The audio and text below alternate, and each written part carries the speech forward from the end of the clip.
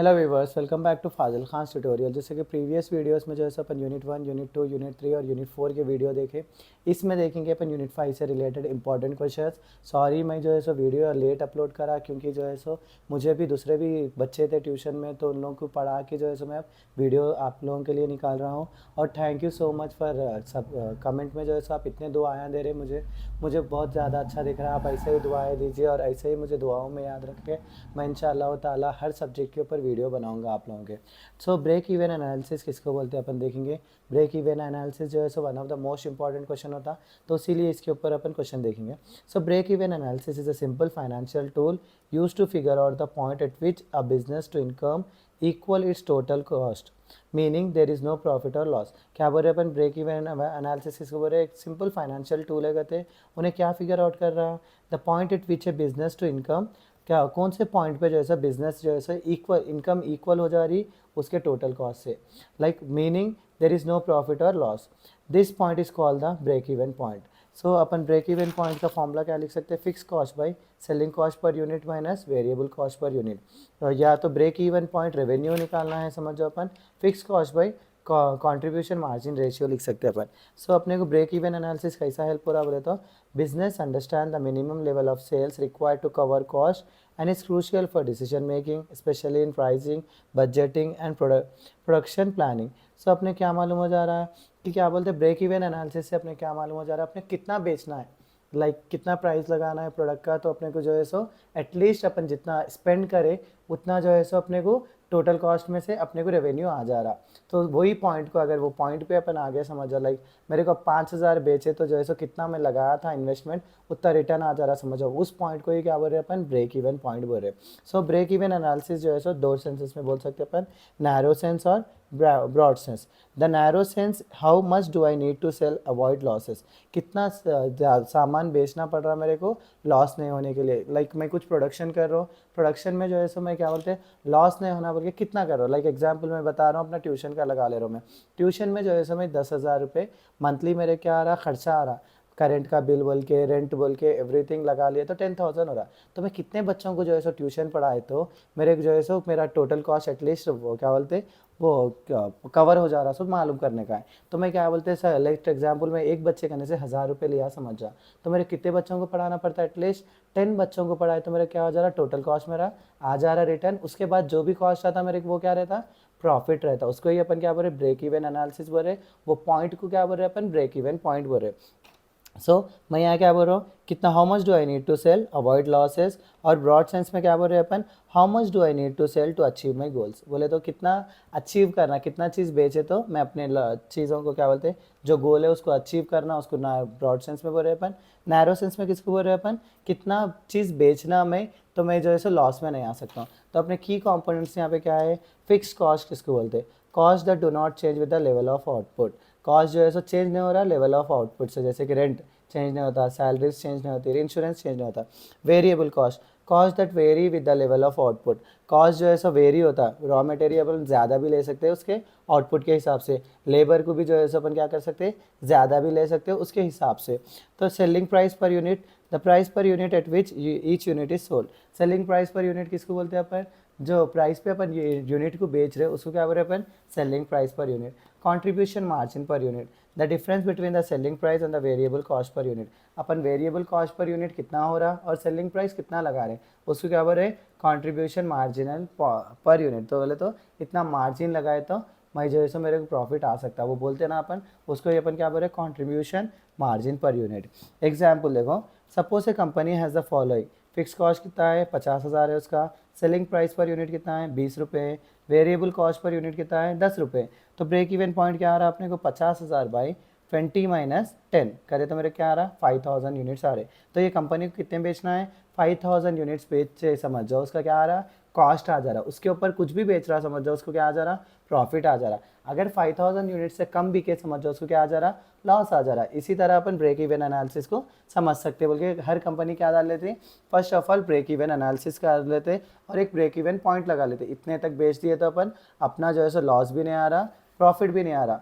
और क्या बोलते हैं उसके ज़्यादा बेचे तो क्या कर देते हैं अपने को टोटल कॉस्ट के ऊपर प्रॉफिट आना शुरू हो जाता अपना। सो इसके क्या बोलते हैं एडवांटेजेस पूछ सकता। तो सिंपल टू यूज़ आप इसको डिफाइन कर ले सकते हैं क्योंकि ऑलरेडी ज़्यादा बड़ा आंसर हो गया, आप लोग डिफाइन कर लीजिए।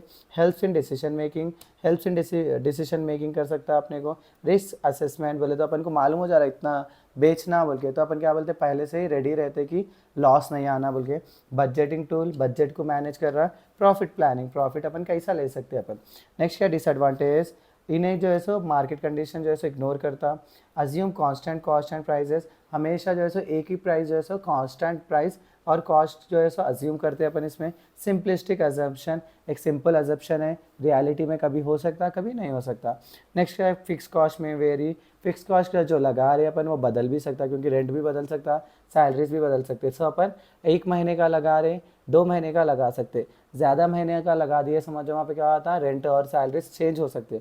Limited to short term analysis, उसीलिए ये क्या है शॉर्ट टर्म के लिए, लॉन्ग टर्म के लिए जो है ये नहीं यूज़ होता बोल के बोल रहे अपन। नेक्स्ट आंसर मेरा क्या है शॉर्ट टर्म का होता, शॉर्ट रन का होता मेरा नेक्स्ट आंसर। शॉर्ट रन किसको बोलते हैं अपन देखेंगे।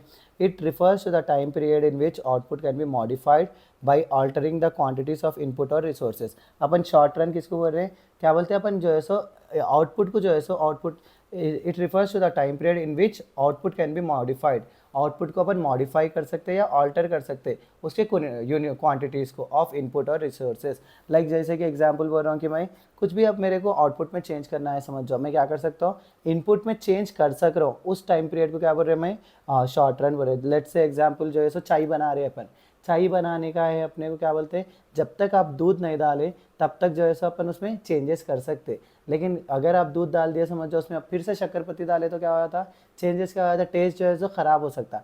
या प्री स्टार्टिंग स्टेज में जो है सो जब पानी चढ़ाए आप शक्कर डाले पत्ती डाले, उसके बाद में क्या है आप चेंज कर सकते हैं ना उसमें, और पानी डाल ले सकते हैं आप, और शक्कर डाल ले सकते हैं, और पत्ती डाल ले सकते हैं। सो इसमें क्या हो रहा है अपन आउटपुट को मॉडिफाई करने के लिए जो टाइम पीरियड अपने पास रहा उस टाइम पीरियड कुछ क्या बोल रहे हैं अपन शॉर्ट रन बोल रहे हैं। सो types of cost involve in short run, short run में कौन से टाइप्स इन्वॉल्व रहते हैं।